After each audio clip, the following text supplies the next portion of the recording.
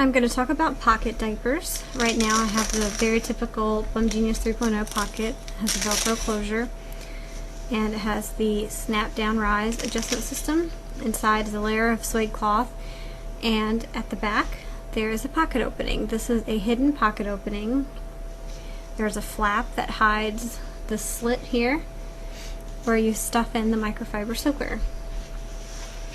And this microfiber soaker happens to be a one size with snaps, so you can snap it down to the small setting, medium, or unsnapped for the large.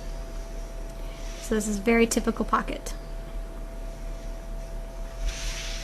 Now when you're ready to stuff your pocket, whatever size you have it set on, you can just push it in through the opening. Make sure that it's laying completely flat. If it is not flat, you're very likely to have some leaks. So you want to be very careful as you are putting it in, and then with this hidden pocket opening, also make sure that is done properly, otherwise you could have leaks. Then set it up and you're ready to put it on your baby. This is another pocket. This is a Rocky Mountain one size diaper, and this is just a slit. So kind of similar to the Bum Genius, except there's no flap to hide the opening. And there's the insert. Another pocket is the Fuzzy Buns one size pocket, and this is a rolled microfleece back. You don't tuck it in, because if you do tuck it in you could have leaks, so you just want to let it roll out naturally. And that is what that looks like.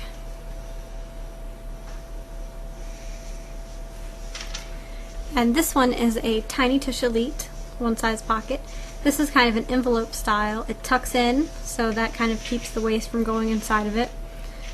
And then you just pull out your insert or stuff it in like this. And then with this you want to make sure that you tuck it in correctly, just to avoid leaking. And here I have a Knicker Nappies one size, which is a side snapping. This is kind of similar to the Fuzzy Buns. The microfleece liner rolls out, except the microfleece and the pull both have elastic inside. And this one always gives me trouble because the microfleece on the loopy-doo insert happens to kind of rub against the microfleece on the inside and causes some friction, so a little bit harder. And this is an interesting pocket. It is a front stuffing pocket. The opening is in the front of the diaper, so it kind of helps you to avoid touching messes. This particular diaper is just a little harder to stuff than some others because of the contouring of the front.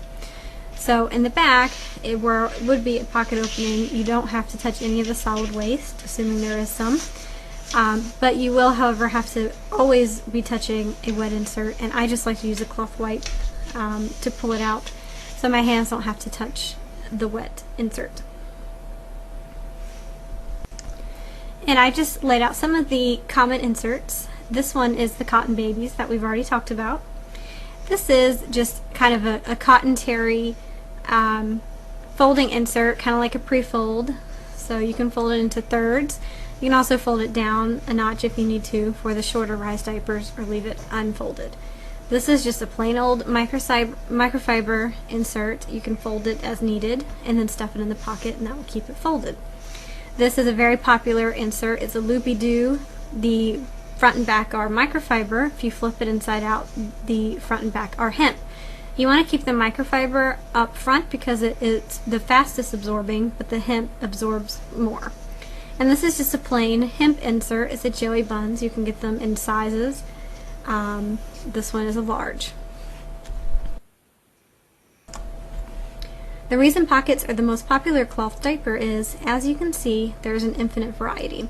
They come in sizes, one size, side snapping, Velcro, one row or two row of snaps, microfleece, suede cloth, or velour linings, and a rainbow of colors and patterns. Despite having to unstuff and stuff them, they are still one of the easiest and most economical cloth diapering solutions.